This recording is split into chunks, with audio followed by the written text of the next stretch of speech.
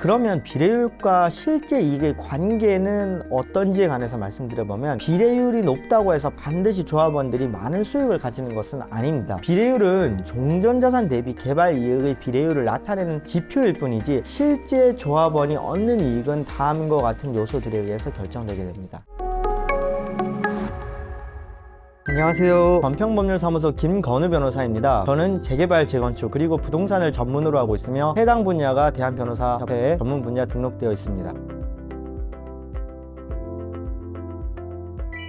오늘은 다음과 같은 질문이 있어서 이에 대해서 좀 말씀드려보고자 합니다. 변호사님, 재개발, 재건축 관리처분 계획상 비례율이 100%가 넘으면 조합원들에게 이익이 발생하는 것이고 100%가 되지 않으면 조합원들에게 손해가 발생하는 것이라고들 하던데 진짜 그런가요? 라는 질문에 대해서 우선 답변부터 드리면 반드시는 아닙니다. 왜 그런 것인지 알아보기 위해서 우선 비례율에 관해서 말씀을 드려보겠습니다. 비례율은 재건축, 재개발 등 정비사업 사업 완료 후에 조합이 벌어들인 총수익금에서 사업비를 뺀 금액을 구역 내 토지 및 건물 감정 평가액으로 나눈 비율을 말합니다. 개발 이익률이라고도 불리며 다음과 같은 산식으로 계산됩니다. 비례율은 우선 분모는 종전자산으로 하고 분자에 사업 완료 후에 분양 총수익 추산액에서 총 사업비를 뺀 것을 분자로 해서 곱하기 100을 하면은 비례율이 나오게 됩니다. 비례율의 의미와 기능에 대해서 말씀드려보면, 비례율은 정비사업에서 발생하는 순수 개발 이익을 형평성 있게 조합원에게 분배하는 비율로서 총수익을 각 조합원별로 나누어 이를 종전자산에 부여함으로써 조합원의 권리가액을 높이기 위한 수단입니다. 관리처분계획의 비례율은 사업비 등을 기초로 정해지기 때문에 모든 조합원들에게 동일한 기준으로 적용됩니다.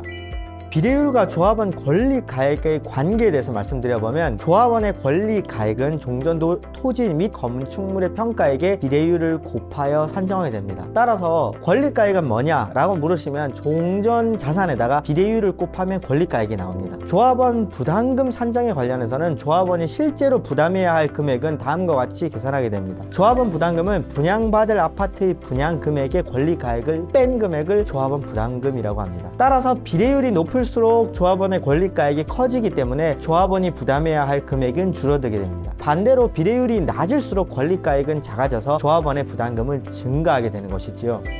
비례율과 사업 수익성의 관계에 대해서 말씀드려보면, 비례율 100% 의미는 그러면 어떻게 될까요? 비례율이 100%라는 것은 사업 완료 후에 분양 총수입에서 사업비를 뺀 금액이 종전자산 평가액과 동일하다는 의미가 됩니다. 즉, 사업을 통해서 발생한 개발 이익이 종전자산 가치와 같다는 것을 의미합니다. 비례율이 100%를 초과한다는 것은 사업을 통해 발생한 개발 이익이 종전자산 가치보다 크다는 것을 의미합니다. 이 경우 조합원들은 종전자산 가치 이상의 권리가액을 인정받게 되어 상대적으로 부담금이 줄어들거나 이익이 발생할 수 있습니다. 비례율이 100% 미만이라는 것은 사업을 통해 발생한 개발 이익이 종전자산 가치보다 작다는 것을 의미합니다. 이 경우 조합원들은 종전자산 가치보다 작은 권리가액을 인정받게 되어서 상대적으로 부담금이 증가하게 됩니다.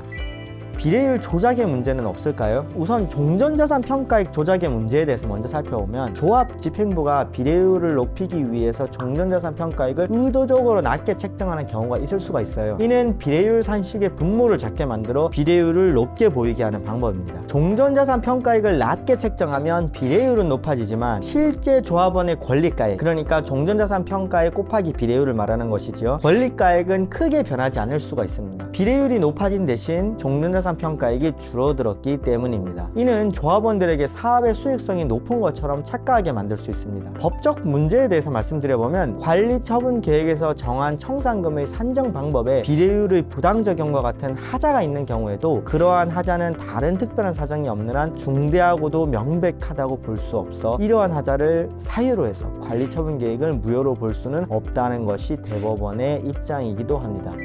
비례율 변동에 따라서 어떤 법적 효과가 생길까요? 비례율 변동의 가능성에 대해서 먼저 말씀드려보면, 정비 사업 진행 중에 발생하는 사업 손익 등에 따라서 비례율은 변동될 수가 있습니다. 최초 관리처분 계획을 수립하는 단계에서의 비례율은 대략적인 추정이나 예측에 기초할 수밖에 없으며 사업 진행 과정에서 변경이 될 수가 있어요. 그러면 비례율이 변경하게 되면 그 법적 효과는 어떻게 될까요? 비례율이 변경되면 조합원의 권리 가액과 분담금이 변동됩니다. 특히 비례율이 하락할 경우에는 종전자산 감정평가액이 클수록 분양기준 가액의 감소폭 및 그에 따른 부담금 증가폭이 커지게 됩니다. 비례율 변경의 적법성에 관해서 말씀드려보면 사업 손실이 발생할 경우에 이를 종후자산 가액은 분양가에 반영할 것인지, 추정 비례율을 조정하여 종전자산의 권리가액에 반영할 것인지는 조합의 재량 범위 내에 있다고 봄이 타당하고, 적법한 절차에 따라 추정 비례율을 변경할 것을 결정하였다면 이를 위법하다고 보기는 어렵다는 것이 창원지방법원 판결 내이기도 합니다.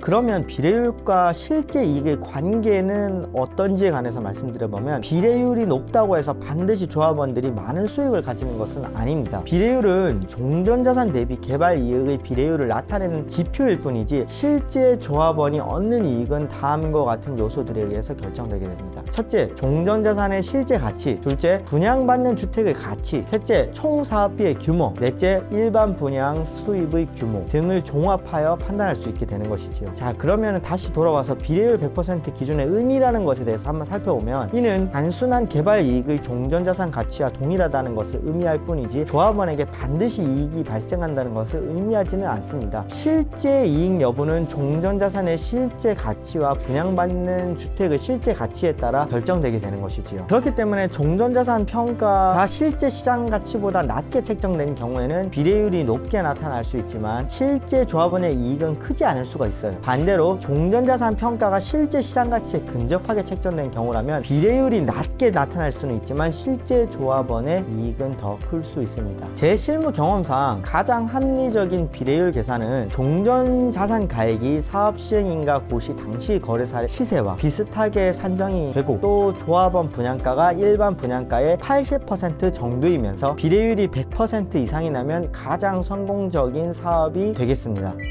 자, 정리를 한번 해보도록 하겠습니다. 비례율은 정비사업에서 발생하는 개발 이익을 종전자산 가치와 비교한 비율로 조합원의 권리 가액을 산정하는 중요한 지표가 됩니다. 그러나 비례율이 높다고 해서 반드시 조합원들에게 많은 이익이 발생하는 것은 아니고, 비례율이 100%를 넘는다고 해서 또 사업이 성공적이라고 단정할 수도 없습니다. 비례율은 종전자산 평가액, 총 사업비, 분양 총수입 등 여러 가지 요소에 의해 결정되며, 이 중 어느 하나라도 실제와 다르게 산정된다면 비례율은 왜곡이 될 수가 있습니다. 따라서 조합원들은 단순히 비례율의 높고 낮음만으로 사업의 성공 여부나 자신의 이익을 판단하기보다는 종전자산의 실제 가치와 분양받는 주택의 실제 가치를 비교해서 실질적인 이익을 판단하는 것이 중요하겠습니다. 더 쉽게 풀어보면은 조합원은 결국 비례율보다 조합원 분양가가 일반 분양가보다 낮은 데서, 그리고 속칭 프리미엄, 시세 차익이라고도 하죠. 프리미엄에서 이익이 생기게 됩니다. 현금 청산자가 될 것인지 조합원으로 남을 것인지 등 다양한 의사결정 및 법률 리스크에 대해서 의문점이 있으실 경우에 재개발, 재건축 전문 변호사와의 상담은 시간과 비용을 큰 폭으로 줄여줄 수 있겠습니다. 오늘 내용은 이상으로 하도록 하며 본 유튜브 좋아요와 구독 그리고 알림 설정까지 부탁드리면서 강법률사무소는 네이버 블로그도 운영하고 있어요. 건평법률사무소라고 검색해서 들어오시고 재개발, 재건축 그리고 부동산에 관련된 많은 유익한 정보들을 올려두고 있으니까 오셔서 담아가실 수 있으면 좋겠습니다. 이상입니다. 감사합니다.